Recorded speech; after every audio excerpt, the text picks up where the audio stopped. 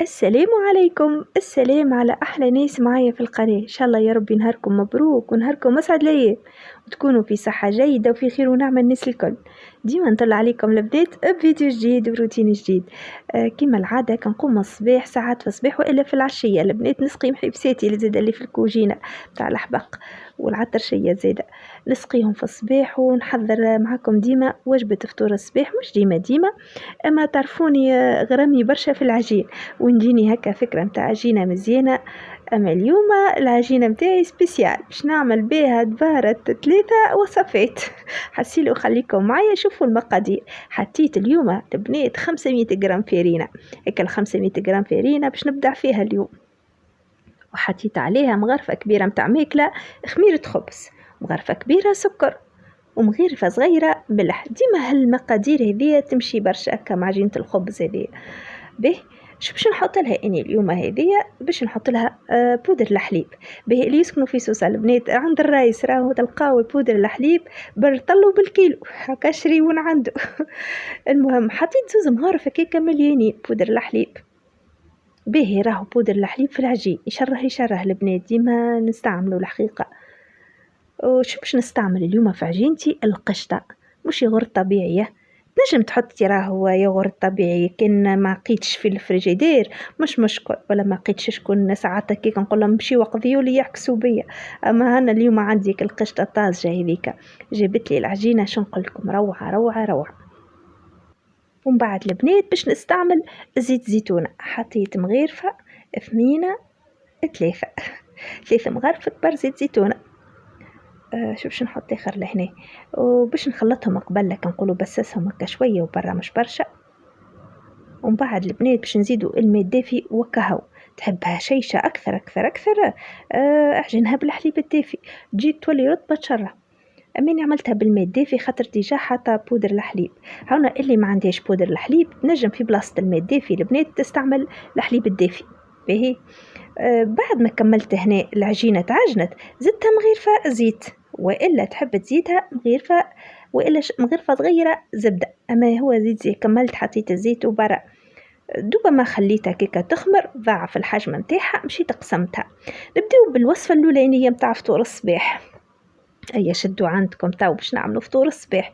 باش نعمل خبيزه في الطبق، شو نقول لكم هكا الخبزه معزها مدوره ما فيها حتى شيء، حليتها كيكا سمكه 2 سنتي ولا 3 سنتي، وشديتها هكا بسويبعاتي هكا نطبع فيها وبرا كيما كالشكل وكهو معناه. وتنجموا تعملوها في طبق مربع معناه. حطيت هكا الكويذغ هذاك يشره، ومن بعد حطيت العجينه متاعي وبديت هكا نزين فيه. حطيت في العظيمه متاعي باش نزينها هكا من الفوق ندهنها فص عظمه حطيت له زيت زيتونه مش لا خل حليب. نجم تحط خل ولا حليب.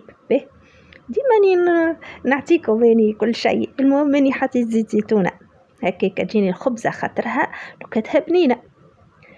شعملت لهنا دهنتها ورشيت عليها شويه جلجلين وحطيتها في الفور على 180 درجه. وفي ساعة ما طابت تشرب هذه مع قهوة اللهم صلي على النبي. هكا تحط شوية معجون شوية زبدة كان عندك جبن ما شاء الله معناها خبيزة تشبع كل واحد ياخذ القيشة تبارك الله. عمرت عادك القهوة اللي بها الفايدة البنات هذيك اللي تصحصحني نهار كامل. بعد عاد ندخلوا للشور والقضية ويدا الحقيقة مع بعضنا. شو مش نعمل اخر توا نخلي قهوتي طيب تحضر تعمل الصوت الجميل اللي ينعشني هذيك. اني من عشاق القهوه هذه يا سيدي. الخبيزه خرجتها من الفور قعدتش برشا في سما الطيب دريجين راهو ما تشدش برشا وقت. شو نقول لكم عجبتني برشا. هذه الوصفه الاولى من العجينه. شوفوا هال 500 جرام فرين شو باش تعمل لنا البنات اليوم. أغزر كما العادة عاد الهشاشة والبشاشة. وليت كلمتي هذية في اللي تعودوا لي فيها. هاي ربي يخليكم البنات ويحفظكم. وان شاء الله البنات تعملوها وتاكلوها بالصحه والفرحه. ومن بعد اكيد باش نعملوا وصفه ثانيه بنفس العجينه. خليكم معايا ما قبل عاد ما نبداو في الوصفه الثانيه لازم ننظفوا الدويره ونعملوا تخبيله صغيره اليوم للدروج وللجرده خاصه. سيقنا مع بعضنا اني والاولاد هاني عاد فطرتهم بالكدا خليتهم في فورمه وطيبت لهم زاد عظيمات مسموطين. ومن بعد قلت لهم هكا سطل الماء ومشينا سيقنا الدروج وعملنا كالجرده نظفناها. وكل كلب عامل فيا الحقيقه كلي عامل فيا يا البنات. المهم باش نعمل له عاد غسلت له دوشت له زاده وسيقت الدنيا كاللوطه. وشنو اخر هكا باش ننشرد بيشاتي من بعد ونركح كل شيء في الدار ونمشي من بعد نحضروا الوصفه الثانيه مع بعضنا. خليكم معايا.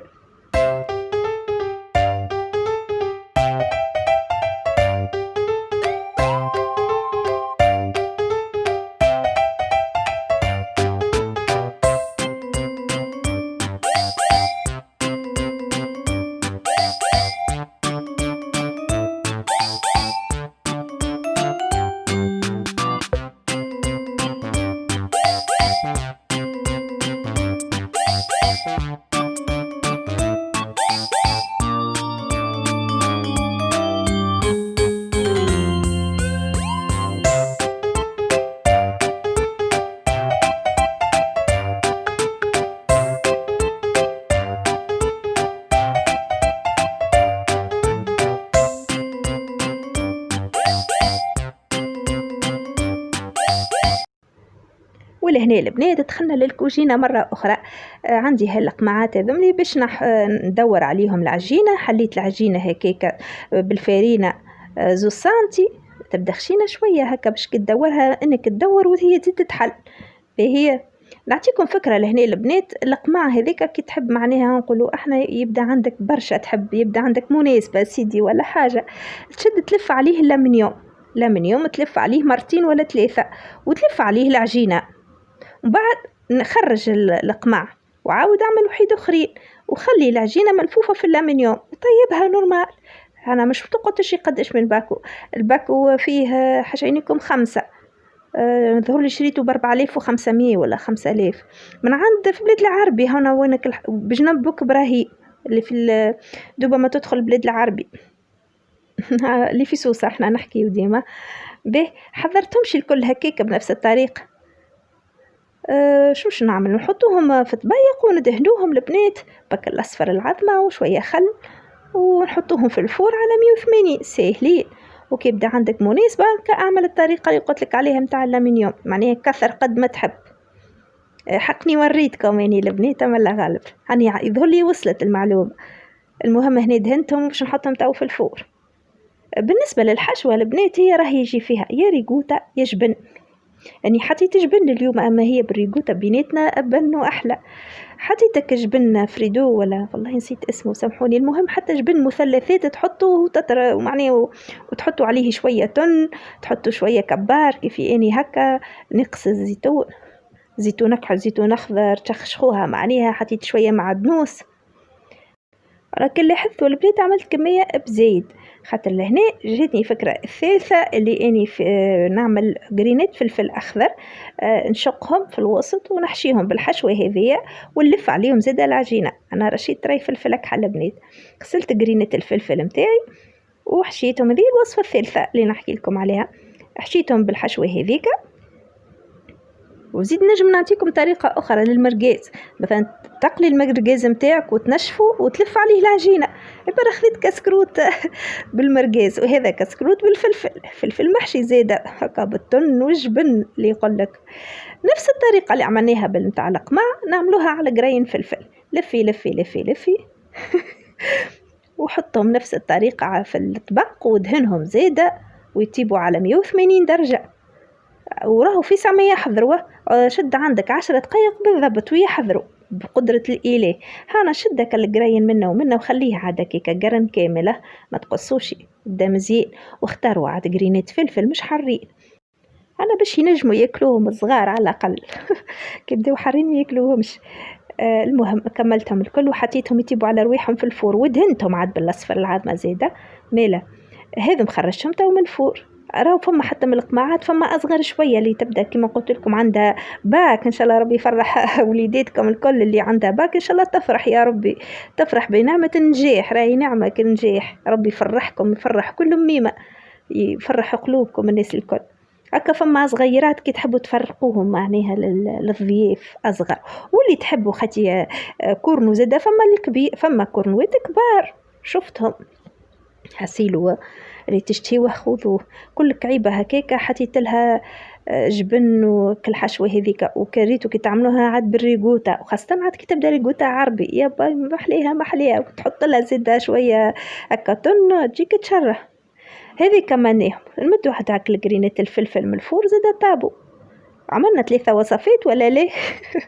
ماكل عجينه 500 جرام فارينه، اللهم صلي على النبي، عملت لي بايق مزيان. باش نقص لكم زياده من الفلفل وتشوفوه محليه.